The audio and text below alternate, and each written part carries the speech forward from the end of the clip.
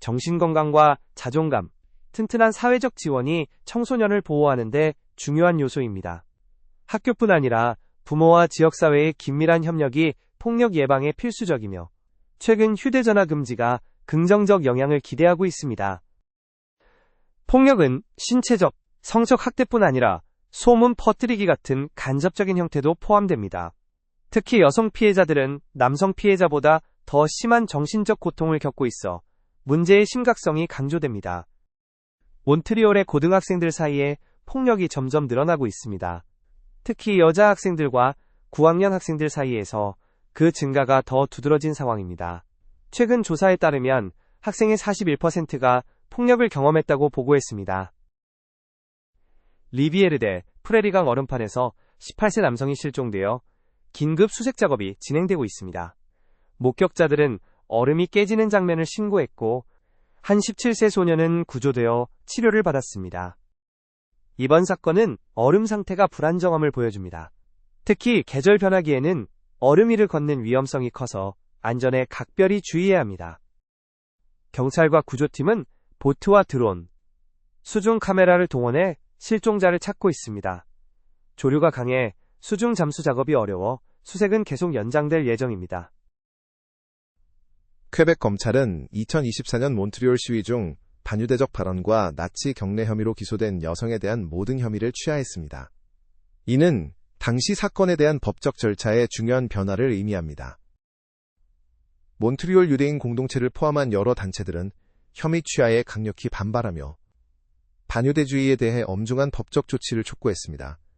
정부 역시 이 문제에 대응해 안전대책과 지원을 강화하고 있습니다.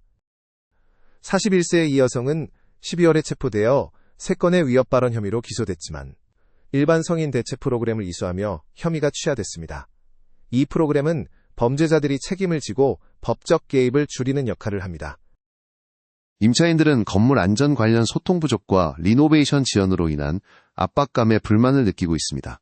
리노베이션 우려가 있는 가운데 세입자 권리 보호와 안전한 복귀가 중요한 이슈로 떠오르고 있습니다. 추가 점검에서 화재 피해와 성면 문제가 발견되어 대피 명령이 계속 유지되고 있습니다. 집주인과 시당국은 리노베이션과 세입자 이주 계획에 대해 갈등이 있으며 신속한 대응이 요구되고 있습니다.